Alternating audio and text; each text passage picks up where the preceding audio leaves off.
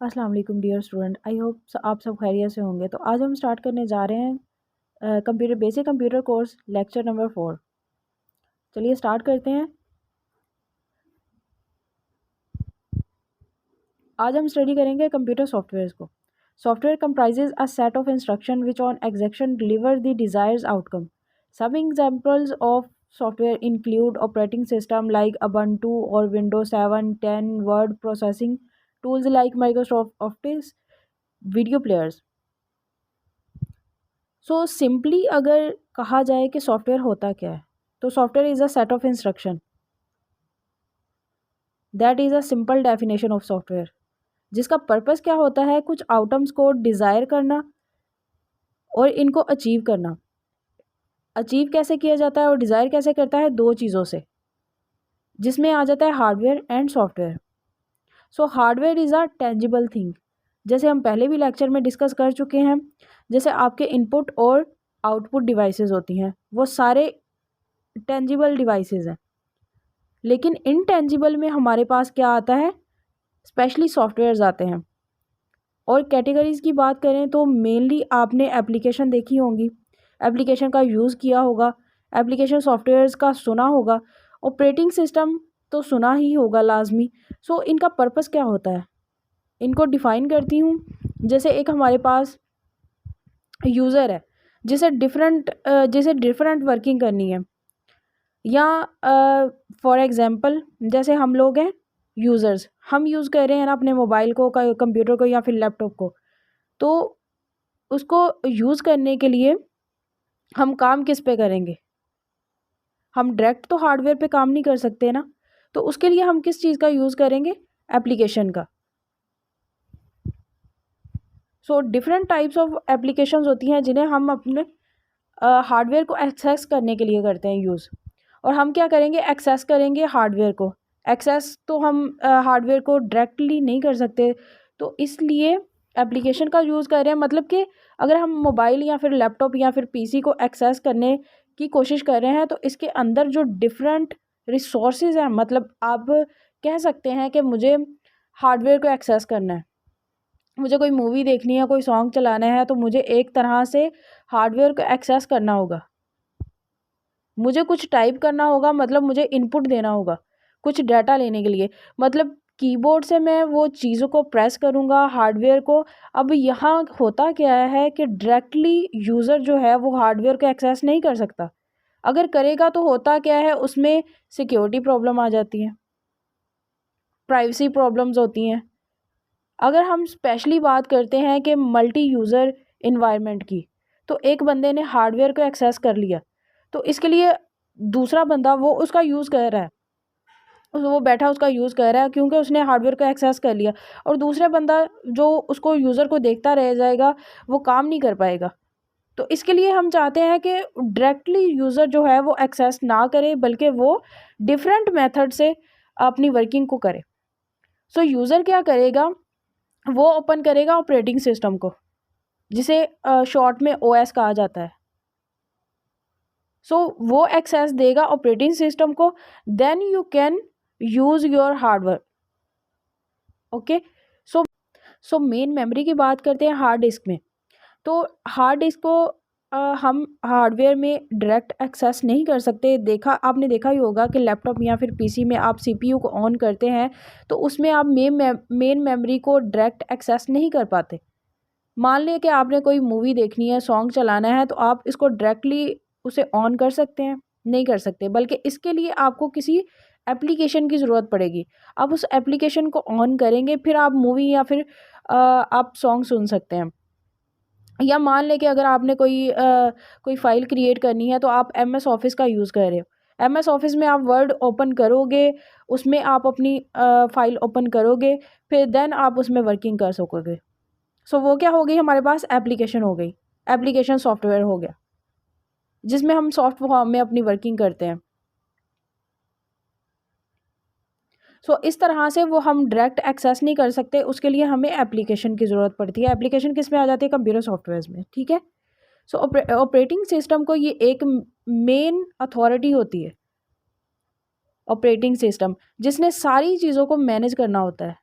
पहले हमारे पास आता है यूज़र, जो कि हम है, जो हम यूज़ कर रहे हैं कंप्यूटर को, लैपटॉप को या फिर पीसी को अपनी वर्किंग के लिए। फिर हम एप्लीकेशन का यूज़ करते हैं। देन एप्लीकेशन जो है वो एक्सेस करता है ऑपरेटिंग सिस्टम को। देन ऑपरेटिंग सिस्टम हमें हार्डवेयर से कनेक्ट करता है। Then we will use participle thing called hardware. Okay, so system software का काम है आपके सिस्टम को चलाना। आपका मोबाइल है, लैपटॉप है, इसको चलाने के लिए मेनली हम बात करते हैं कि इसको रन करने के लिए, इसको चलाने अच्छे तरीके से चलाने के लिए सॉफ्टवेयर चाहिए होता है। तो वहाँ पर यूज़र जो है वो ऑपरेटिंग सिस्टम में कनेक्ट करता है। यहाँ पे सिस्टम सॉफ्टवेयर की बात हो रही है। Some example of software include operating system. Operating system की बात हम पहले जैसे कर चुके हैं। ऑपरेटिंग सिस्टम क्या होता है, देन लाइक अबंटू और विंडो 7 हो गई, 10 हो गई, word processing tool like Microsoft Office, video player. Then हम इसकी टाइप देखते हैं। Next types of software. Software की सिस्टम सॉफ्टवेयर जो होता है, सिस्टम का मतलब चलाना। सिस्टम सॉफ्टवेयर का काम है आपके सिस्टम को चलाना। आपका मोबाइल हो या फिर लैपटॉप हो, इसको चलाने के लिए एक सिस्टम की ज़रूरत होती है। मेनली हम बात करते हैं कि ये इसे रन करना है, तो इसको रन करने के लिए आपका जो ओएस है, ऑपरेटिंग सिस्टम, वो सिस्टम सॉफ्टवेयर से रन करेगा। इसमें विंडो आ जाती हैं, अबंटू आ जाती हैं, फेडोरा आ जाती हैं। इसमें ये सारी विंडो 7 हो गई, 10 हो गई। ये सब क्या है, हमारे ऑपरेटिंग सिस्टम है जो हमारे सिस्टम को रन करने के लिए यूज़ किए जा रहे हैं। System utilities. नेक्स्ट, यूटिलिटीज़ जो सिस्टम है, सिस्टम की होती हैं।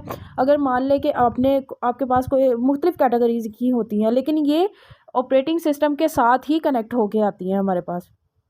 मान लें कि आपने अपने सिस्टम को बूट करना है, आपने एक यूएसबी ड्राइवर लगाई है, आपने यूएसबी को बूट करना है, तो उसके पास आपको यूटिलिटीज़ की ज़रूरत होगी। आपने किसी डिस्क की यूटिलिटीज़ करनी है, डिस्क को फॉर्मेट करना है, तो उसके लिए यूटिलिटीज़ की ज़रूरत पड़ेगी। तो वो ऑपरेटिंग सिस्टम के साथ ही आती हैं। नेक्स्ट है हमारे पास डिवाइस ड्राइवर।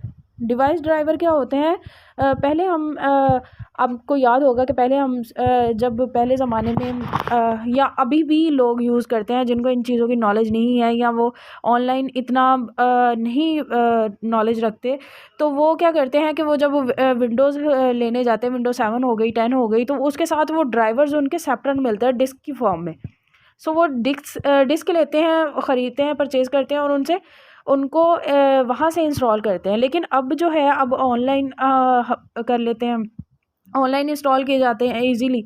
तो वो सारी जो यूटिलिटीज़ हैं सिस्टम की और ड्राइवर्स हैं, वो ऑपरेटिंग सिस्टम के साथ ही हमें मिलते हैं सिस्टम सॉफ्टवेयर्स में।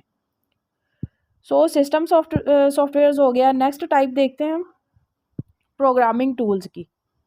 नेक्स्ट हमारे पास है प्रोग्रामिंग टूल्स।